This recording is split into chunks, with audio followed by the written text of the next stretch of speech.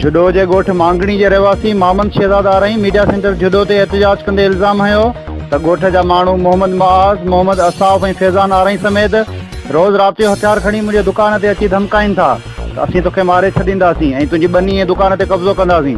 हुन इल्ज़ाम हयो त हुननि मुंहिंजे पुट खे मारण ऐं न्याणी खे अगवा करण जूं धमकियूं ॾेई परेशान करे रहिया आहिनि। ॼाणायल माण्हू ॾोहारी क़िस्म जा आहिनि, हुननि मां मूंखे जानी ऐं माली ख़तरो आहे।